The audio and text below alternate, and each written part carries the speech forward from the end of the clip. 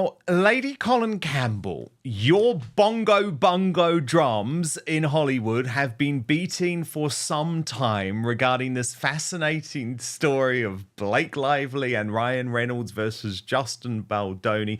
They have absolutely destroyed their reputation as far as I am concerned. But what I've been fascinated about Lady C is looking at so many of the parallels and similarities between Blake Lively and Meghan Markle. Do you see them too? Yes, I do. I do. I do. Two mean girls. Yes, Um, two yeah, I mean do, girls. sadly. I think maybe Blake Lively has been reading my and Andrew Morton's and Angela Levin's and everybody else's books on the subject. And she thought, oh, well, I'm going to use that and just make it a little bit different. And it will work for me, even though it didn't work for Meghan. And of course, it's not worked for her either. Because my understanding is that Ari Emanuel, having waded in on behalf of both her and the husband, uh, no, has actually more or less told friends of mine that he accepts that her career is at an end. There's no comeback for Blake Blake Lively's. Lively. Yeah, there's no comeback Wow. for Blake Lively, but they've done whatever it's called, tests, I can't remember the word, that show that Ryan Reynolds's following either don't care or don't know about what's going on. And it's so far not particularly affecting his following. Having said that, I've got one or two comments from fans of his on X, because I've been doing a bit of this on X. Mm, And they have said they are fans of his and they will never go and see another movie of his. So really? maybe whether Ari Emanuel is quite as up on what's going on as you and I is something else again. Few things generate more attention than celebrity controversy. And when two globally recognized public figures become part of the same debate, the story quickly takes on a life of its own. That is exactly what is happening here. A new video is drawing comparisons between Meghan Markle and actress Blake Lively. Not because of a shared project, not because of a public appearance, but because critics claim the two women have faced similar accusations about influence, reputation, and public image. The language being used is extreme. The reactions are intense. And the debate is becoming increasingly heated. But beneath the headlines lies a larger question. Are these criticisms based on evidence? Or are they examples of how controversial public figures often become targets of powerful narratives? What's But interesting too, like, I mean, again, you know much more about this than me, but Ryan Reynolds is effectively the Prince Harry here, isn't he? He has allowed his wife to destroy his reputation, to turn him into a laughing stock. well, actually, Dan, uh, I don't think so. I think Ryan Reynolds is the one who has been the architect of a lot of this. He stole Deadpool or whatever it's called, the franchise. And he's the one, and they function as a team, but he's the brains. Harry's not the brains. He's the brains. Blake Lively evidently isn't the brains. She is the wind-up toy, and she loves throwing her weight around. And he's far more So you reserved. know here, Lady C, where he went to SNL, the big 50th anniversary celebration, and actually made a mockery of the whole thing, which was just so tone deaf and such a mistake. You think that's his idea, not Blake Lively's. Yes. And also, he has evidently, I was told that he is the one who, when he saw the rushes, because they were collusive in trying to steal and succeeding in stealing the movie from and wresting control of it from Justin Baldoni. And but they were working on her edit, which was really his and her edit of the rushes, he was horrified to see that she was reacting with Justin Baldoni the way she had reacted with him, because remember, he was married to Scarlett Johansson when they began their relationship. That's when they met. And evidently, he was horrified to see her green lighting and just oozing desire for Justin Baldoni. And he is evidently very jealous, very controlling, and he loves worshipping at her altar, which is ironic because she is superficially the more ballsy, ball-breaking, abrasive character. She acts out a lot while he's much quieter. So the dynamic is different from the Harry and Meghan dynamic, because Meghan is really the architect of it all. I see. And you say, Lady C, I'll just show this post that you make. You say your interest in this matter is purely ethical. You want to see justice done. Everyone who has any knowledge of what has really gone on should make his or her voice heard. It is the only way to ensure that a shark like her will be prevented from tearing an innocent like Baldoni and his team to shreds. And again, that's very similar, isn't it, to the way that Meghan has operated. She has tried to destroy other people to cover up for her own crimes. Yes, to that extent, there are many parallels.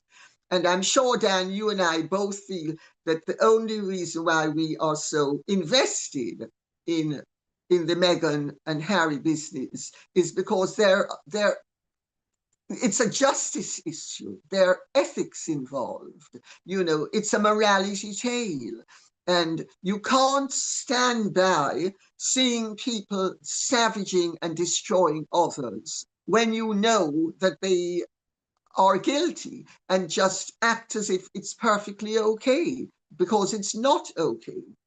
And yeah, but there are many parallels and there are many similarities between both those women, because... What about the Taylor Swift connection in all of this, Lady C? Because is she disloyal for not standing by Blake Lively, for effectively seeming to ghost her in a very similar way to Meghan ghosting her former best friend when she got into trouble? Well, I think there might be differences. Ironically enough, Dan, Taylor Swift has a house that's literally beside the house of some friends of mine. And they have had nightmare scenarios for the last few years with the work that Taylor Swift has been doing on that house. But that's something separate.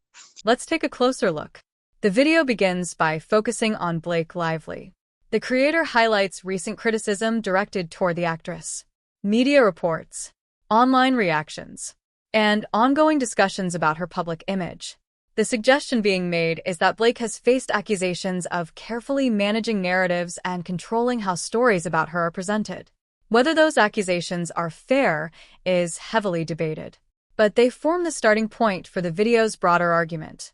And that argument quickly expands beyond Blake herself. The creator then shifts attention to Meghan Markle, and almost immediately, familiar themes begin to emerge. Public image, media strategy, influence, and reputation management. These subjects have followed Meghan for years, particularly since stepping away from royal duties alongside Prince Harry. Supporters often argue that Meghan has simply defended herself against relentless criticism. Critics see the situation very differently. They believe she has played an active role in shaping narratives and controlling public perception. The video uses those long-running criticisms as the foundation for comparing her to Blake Lively. One of the strongest themes throughout the video is the idea of image control. The creator argues that modern celebrities possess enormous influence over how they are perceived. Through interviews, public statements, media partnerships, social media, and branding. The suggestion is that both Meghan and Blake have been accused of using those tools aggressively, not simply to promote themselves, but to counter criticism and shape public narratives. This is where the phrase mean girl tactics enters the discussion, and it becomes one of the video's central talking points.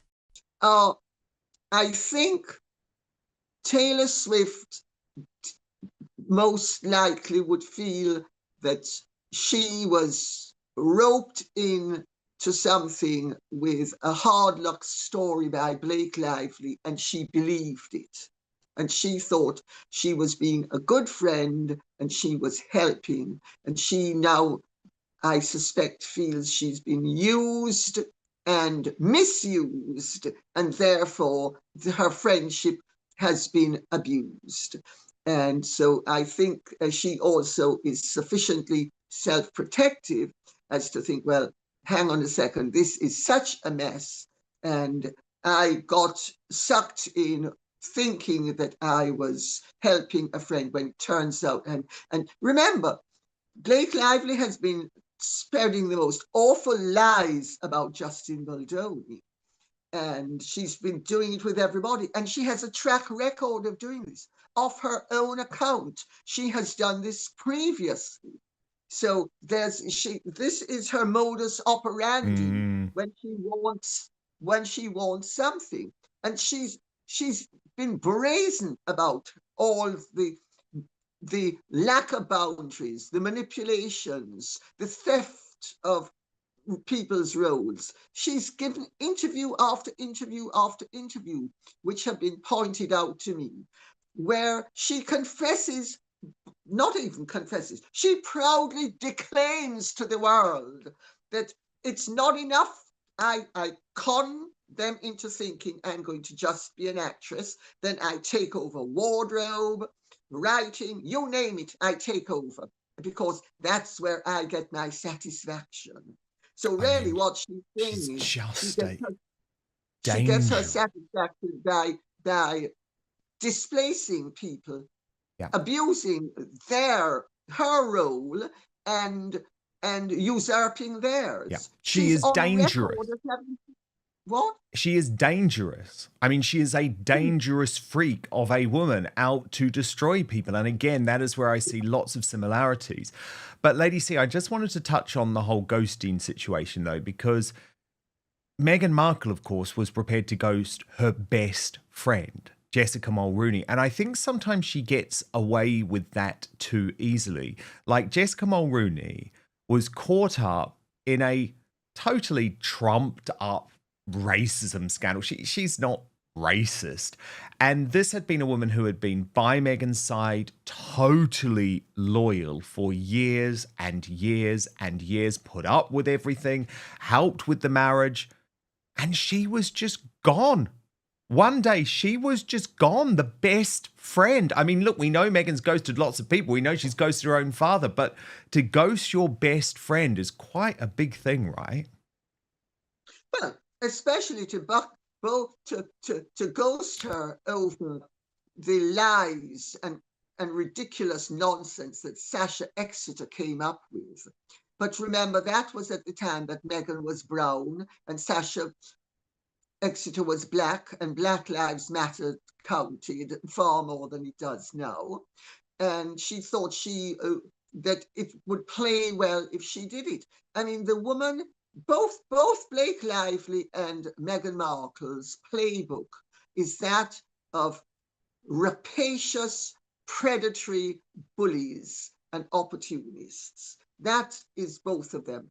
And certainly, I actually don't blame Taylor Swift for dumping her, because as far as I can see, Taylor Swift is right, because Blake Lively used Taylor Swift brazenly, and I'm pretty damn sure that Taylor Swift never gave her permission to use her the way she did. While, of course, the thing with Jessica Mulroney is a bit different, because Meghan was just dumped her, because Meghan didn't really see that there was any future use that she could have out of her. And also, Meghan wanted to continue to play the black card. And of course, she stopped playing it now. You notice this year, February, is Black Lives Matter month. She has Not a word of, oh, I'm a sister. You need to remember I'm a sister. Not a word. Absolutely not a word. And so I think the situations are a bit different. I think the way she treated Jessica Mulroney was absolutely disgraceful. I do too, but you have more Meghan, sympathy for the way that Taylor Swift has treated Blake Lively. yeah, I do, I get because I think there's more justification. Yeah, because Blake Lively effectively dragged Taylor into a situation that she never wanted to be a part of. Yeah, and Taylor Swift has never used Blake Lively. Well, let's face facts. Meghan Markle got a tremendous amount of use out of Jessica Mulroney. In fact, had it not been for Jessica Mulroney, she would never have met Prince Harry or ended up marrying him. Meghan, to a large extent, owes her position in life to her friendship with Jessica Mulroney. And of course, the one thing people, I've often said, will never forgive you. They'll forgive you the injuries you do them, but they'll never forgive you for the fact that they owe most of their prosperity and success to you. And I think that's it in a nutshell. Oh, Lady C, you are so brilliant. And of course, so much more of this if you follow Lady Colin Camb on X, or if you subscribe to Lady C and her brilliant YouTube channel, because you have been dropping a whole load of choice exclusives on this one for a number of weeks. So Lady C, so brilliant to speak. And you're going to be back next week, because I'm going to force you, Lady C, to watch With Love Meghan, whether you like it or not. Sorry Wicked about that. boy. I do it for you, Dan. I can't wait. I cannot wait. That's going to be blockbuster. So we'll speak Wednesday, ladies. When discussing Meghan, the creator revisits several familiar controversies, reports involving former royal staff, disputes within the royal family, media conflicts, and allegations made by royal commentators over the years. These stories are presented as examples of behavior that critics believe support the comparison. But it's important to note that many of these incidents remain heavily disputed, and public opinion often depends on which sources viewers trust. That's why the debate remains so polarized. The reaction highlighted throughout the video is divided almost perfectly down the middle. Critics believe the comparisons are justified. They argue that both women have cultivated powerful public brands while responding aggressively to criticism. Supporters reject that characterization entirely. They argue that successful women are often judged more harshly than their male counterparts, and that confidence or strategic communication is frequently misrepresented as manipulation. This disagreement forms the emotional core of the story, because the same actions can be interpreted in completely different ways depending on the viewer's perspective. The creator also expands the discussion beyond Meghan and Blake individually. The video suggests that celebrity culture itself may be changing. In today's media environment, public figures face constant scrutiny.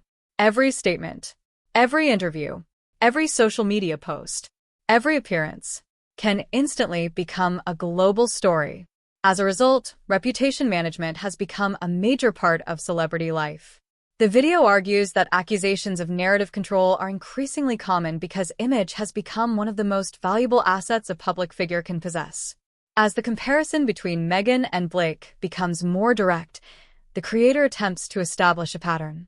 The pattern being that both women have become highly polarizing figures, loved by some, strongly criticized by others, and rarely viewed in a neutral way. This polarization means that nearly every headline involving either woman becomes a debate about much more than the specific event itself. It becomes a debate about character, motives, and credibility, which is exactly what this video is encouraging viewers to discuss. As the video approaches its conclusion, it becomes clear that the story is not really about one controversy or one accusation. It's about public perception, how narratives are created, how reputations are built, and how difficult it can be to separate facts from opinions in the modern media landscape. The creator presents Meghan Markle and Blake Lively as examples of celebrities whose every action is intensely scrutinized, and whose supporters and critics often see entirely different realities. The result is a story that raises larger questions about fame, influence, and the power of public narratives. And those questions are likely to remain long after the latest controversy fades from the headlines. But now I want to hear from you. Do you think the comparisons between Meghan Markle and Blake Lively are fair?